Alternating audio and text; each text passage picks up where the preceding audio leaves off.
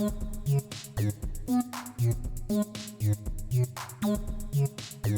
to Giada, Font of Hope. As far as our opening hand goes, yeah, we'll keep on this one. I like it. We got a little bit of devotion. We've got 2 lanes. We've got I said 2 lanes. I was thinking planes and lands in the same word. We've 2 planes, I should say. We have Arcane Signet, and we do have Gift of Estates, which hopefully we can... ooh, Esper Sentinel. Yeah, let's do that. There we go.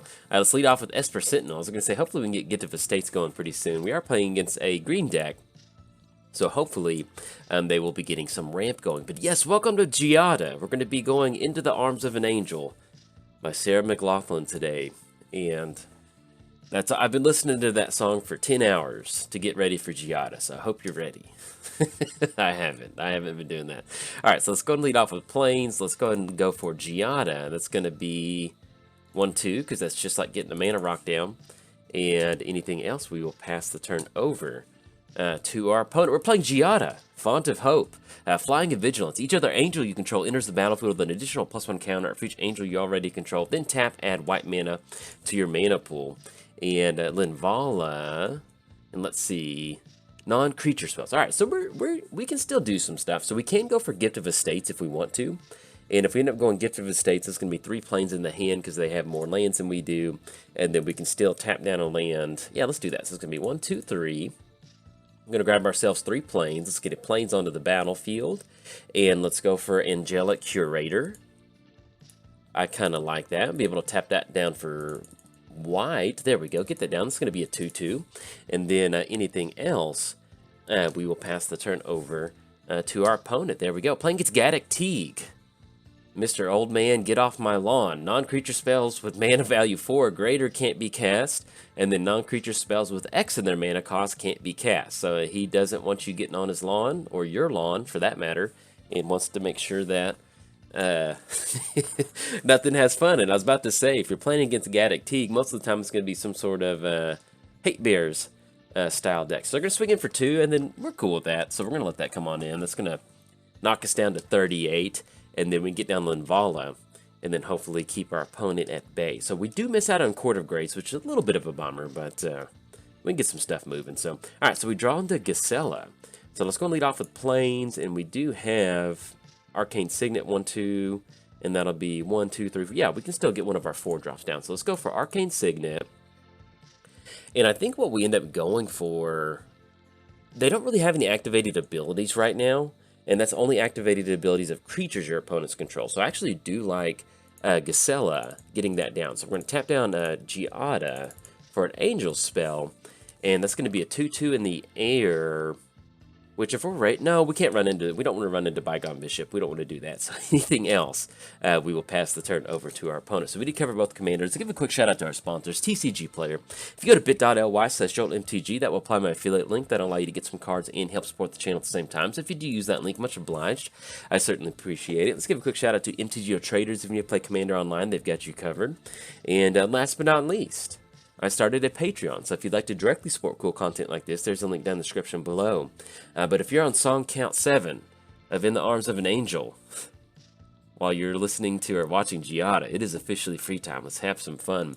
I used to play a lot of fantasy football, and I don't play any more fantasy football, but In the Arms of an Angel would be the song that I would listen to whenever I lost, because I used to care about fantasy football a lot. I still watch football. I enjoy it, but I just don't play fantasy anymore. And I'll talk about fantasy here in a little bit. That way we can kind of have some not necessarily cross talk, but some sort of talk. Let's go and get Plains down. And actually, probably should end up going for Nykthos. That would have been a better option for us because that is... that's a lot more mana. So I think what we're going to go for at this point is we're going to go for Linvala. I like this. That's going to be another angel on the battlefield. That's a 6-7. And we can start pushing in with Gisela because that's just a 2-3. And so let's get Gisela swinging in. And yeah, that'll be good because it's a 6-5 flying with first strike. Now we have a 6-7 that can hold everybody back. And that's going to be a draw card off of their clue token. So we're going to knock our opponent down to 34. And then anything else... we will pass. Actually, yeah, we can just drop in Sword of the Animus. There we go. We can drop that in and go for that equip for next turn. So anything else, pass it over to our opponent. But yeah, with fantasy football, It's a lot of fun. It's like building if you've never played fantasy football, it's like drafting a deck in Magic and then adding cards over the course of a season. You know, if you just replace players with cards, it's essentially the same concept, you know, except you have stat lines and stuff like that where you're trying to see which players are good, and it is fun. I played a lot of fantasy football, but then I got into Magic, and there was my thing that I wanted to start doing. So they're going to pop Sword of the Animus, the Acidic Slime. But anyway, I still enjoy football, but I don't play fantasy anymore. But I used to, if I lost the season, I would listen to that song, me and my buddy, if we lost. And so there's a lot of losing in fantasy. So, all right, so let's go and lead off with Nykthos, and then we can get back to Magic. There we go. Do we need to sequence this in any certain way? Enters the battlefield. Yeah, we can drop in Righteous Valkyrie. We can't go for Court of Grace just yet, but let's go Giada, and then 1, 2, 3. There we go, get down Righteous. Let's go and swing in with Gisela and with Linvala. We got 12 coming across. I can't tell you how nice it is just to have just a bunch of creatures that, and then we do get the lifelink bonus. There we go. Anything else, pass it to our opponent. But yes, with the, feels good to be beating Gaddock Teeg. You know, having the lockdown, having the, you know, different stack style effects, being able to get past that 4 mana. That 4 mana requirement. It's a pretty good feeling. So, all right, so it's going to be another clue token on the battlefield. And right now, they're just dumping creatures out there. So we're going to be able to keep flying in the air and keep this going. If we do run into one of our big payoff spells, if we do have a lot of spells in here that have X and treat the angels, you know, different things like that, we're not going to be able to cast it unless we get rid of Gaddock Teeg. So, but we've got some good flying threats. So let's go drop in planes and in the air right now. So we can finally push past Bygone Bishop. That's going to be 4-8. That's going to be 16, 20, 24, and that'll be 32. Yes, we've got it. So we're going to send the entire crew in, minus Esper Sentinel. There we go. Swinging with the entire crew. Back off Esper Sentinel. Got all of them swinging in. They can only block on 1 creature, but that should be damage once we get that bonus. Well, sweet they have. They do have 5 cards in the hand, and so we're not really worried about this. All right, that's going to be Esper Sentinel. Let's see if they pay for the Esper Sentinel. We'll get that card draw. So they're going to sacrifice a land. All right, so we got Constant Miss going. I like this. We got ourselves a game. And they could swing in if they want to. I mean, we've got some lifelink. We are at 50. So let's drop in Luminarch Ascension. That's going to be 1, 2. And then we need the quest counters. That's what we're looking for. We need to get the quest counters going. Or at the very least, with the quest counters... No, what the quest counter? Excuse me. I was trying to figure out what I was going to actually say with the very least, but all right. So they're going to crack a clue token, and hopefully, if we do run into some sort of spot removal, we'll be able to get down Court of Grace. Because if we can get down Court of Grace, one of the big things that we do want to do is somehow separate get some card advantage going. If we get some card advantage going with the Monarch token, we'll be in a pretty good spot. So, but yeah, we'll keep pushing in, and at the very least, we'll force them to. Keep using Constant Miss to sacrifice their lands. All right, opponent's going to scoop up on that one, so we'll take it. Not the most crazy game, but this is a very textbook Giada showing. It's just get down Giada, get the angels going, and go from there. So anyway, if you enjoyed the video, like and subscribe. Thanks, bye. Welcome to Giada, Font of Hope. As far as our opening hand goes, yeah, we'll keep on this one. I like it. It's nice having a Mana Dork commander in mono white. It is, because there's a lot of times where, like with Mask of Memory, like I love that, it's a really good card to kind of get the value card advantage going. And then when you have a commander that adds mana and furthers your board state as far as value-wise, I don't know, it's just nice. It allows you to keep some clunky hands. Like, I think I would still probably play Giada if it didn't have the mana ramp spell portion of it, but it's still just, it's nice that it's there. So anyway, welcome to Giada. Let's go and jump in Nykthos. And, yeah, we'll end up going for Giada. I think that sounds good. So get that down for 1, 2. And then next turn, hopefully, if we hit the land for the turn, that'll allow us to end up going for Mask of Memory and drawing some cards. And that sounds like a pretty good plan. So anything else, we will pass the turn over to our opponent. We got Angels versus discard, maybe some Elves. We'll see what's going on over there. We're playing Giada, Font of Hope, Flying and Vigilance, and then each other angel you control enters the battlefield with an additional +1 counter on it for each angel you already control. Add white mana to your mana bone, add white mana to your mana pool. Spend this mana only to cast an angel spell, and my goodness, there we go. Tiny Bones. I promise you, I know how to operate So let's drop in planes. Let's go for Mask of Memory, which I am very excited about because we're able to get down Mask of Memory. Let's equip Mask of Memory onto Giada. We've got Flying and Vigilance, so we can swing in unchecked and not have to worry about that. So let's go and swing in with Giada. There we go. Get the attack step swinging in, and we'll take a look at Tiny Bones here in just a second. I forgot about Tiny Bones. I forgot how fun... Well, not how fun Tiny Bones is, but I forgot how fun the art is on Tiny Bones. I don't know. I just love Tiny Bones. So let's get the Mask of Memory trigger going. Deals combat damage. You can draw 2 cards. And then if you do, we need to discard a card. So hopefully with Mask of Memory out there, if our opponent's going for some discard stuff, that's going to allow us to get past that. So let's get the Mask of Memory trigger going. And we'll see exactly what we end up going for. Next turn, we've got Sarah Angel, so that allows us to go for that. If we need to discard something, we might end up discarding Starnheim. So we'll see. But we also do have Sword of Truth and Justice. So yes, we definitely want to use that ability. Let's draw 2 cards, discard 2. Heliod's Intervention, which if they're going to get some artifacts out there, I actually kind of do end up liking Heliod's Intervention. I think we'll just get rid of Unleashed for right now. We could try to foretell, but... you know, if we had some, like, Mana Crypt, some Soul Ring action, I would probably keep this and then maybe try to set up a board state for later. But with what we've got moving right now, I think we're actually okay with getting rid of that. And we've got more variations of this, and so we can make that work. So there we go. So our opponent is, so Nath of the Gilt-Leaf. At the beginning of your upkeep, you may have target opponent discard a card at random. Then whenever an opponent discards a card, you may create a 1/1 white, 1/1 green elf warrior creature token. And that is going to be Uzama's Jitte. And so with that Heliod's Intervention, I definitely like trying to take care of that. So if we can get rid of Tiny Bones, because at the beginning of each end step, if an opponent discarded a card, you draw a card and you lose 1 life. Each opponent goes for that. Okay, so they have that activation. Let's do this. Let's go ahead and push in. So if we end up going for the Proliferate, at +2/+2 protection from white and blue, which is really not what our opponent's doing, we get that combat damage. Yeah, we don't really need to go for that just yet. So let's go ahead and make the land drop for the turn. Let's go ahead and push in. Yeah, because we want to get rid of that Jitte. If that Jitte sticks around, that is just not going to be good for us. So let's go ahead and push in with Giada. They still don't have a way to block the flying in the air, so we're at least going to be able to get in for a little bit of damage, get that commander count going, or the commander damage going, put them up to 4 total commander damage, drop them down to 35, and let's get the looting effect. So yes, we definitely want to do that, and we'll actually just get rid of a plane, so there we go.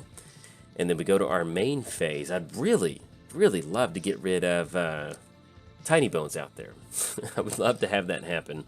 And so let's go for Heliod's Intervention, destroy Uzama's Jitte. So we're going to click OK. And that'll be double white, and then tap down for Enclave.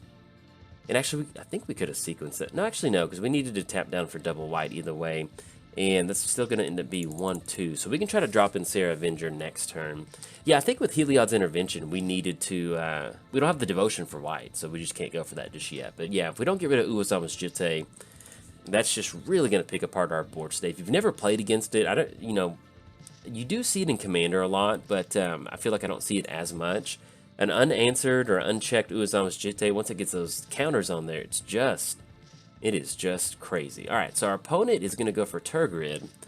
Whenever an opponent sacrifices a non-token permanent or discards a permanent card, put that onto the battlefield under their control, or our opponent's control. So we are getting pretty close to the spot of going for Farewell, to get rid of a lot of these creatures, and I think that sounds like a pretty good plan. So let's go and drop in planes, and we do have to be careful, because that is going to be a non-token permanent, or discards a permanent card. So we need to discard an instant or sorcery, so they don't get that. That's going to be 1, 2, 3, 4, 5. We can not really add Devotion, and still be able to, yeah, I guess we just try, you know, if we give them Angel, that's fine.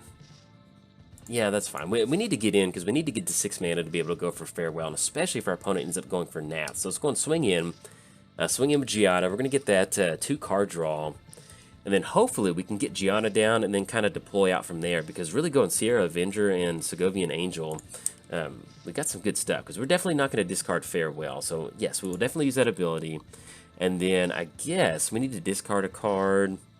I'd really like to have... because I feel like we're kind of far away from Bruna.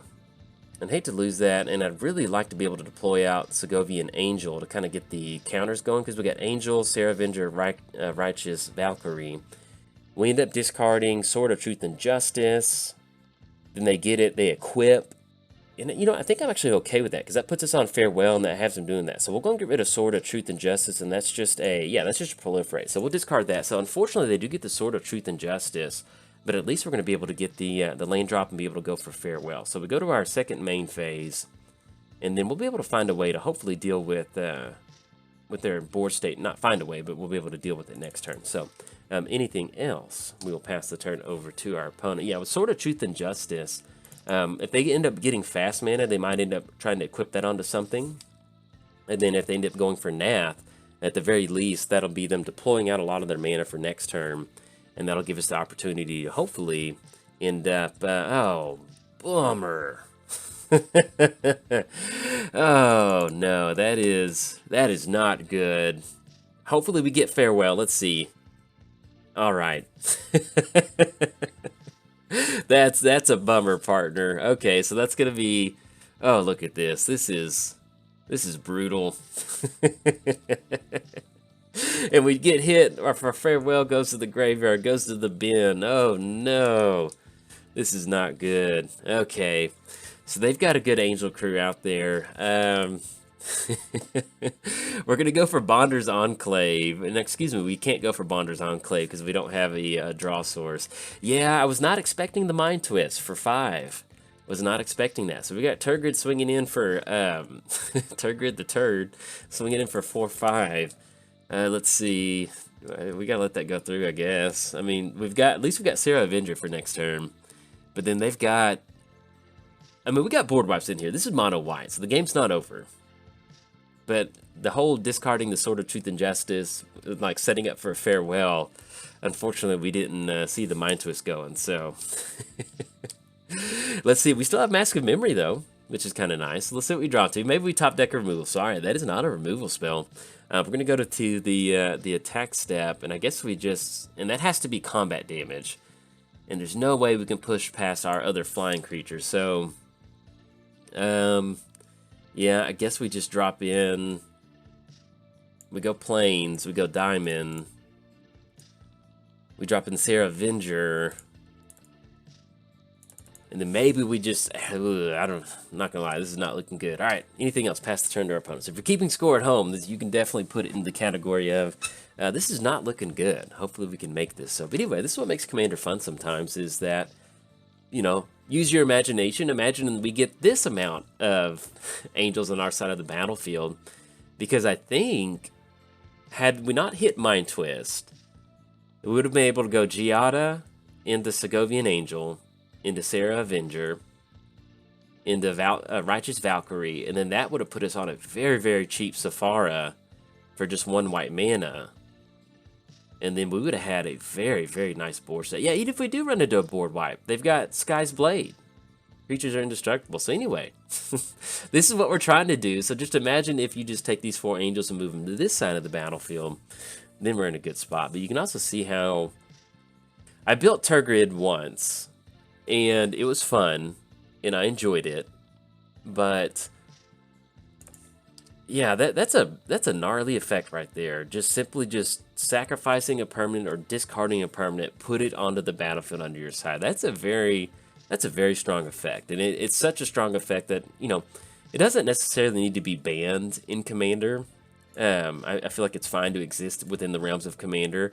There's just certain cards that, you know, let's say you've got green light, yellow light, red light. You know, the banned cards of the red light. There are some cards that, you know, I feel like can exist within the yellow light, which you just don't play. And so, and I'm not knocking our opponent, but it's just kind of one of those.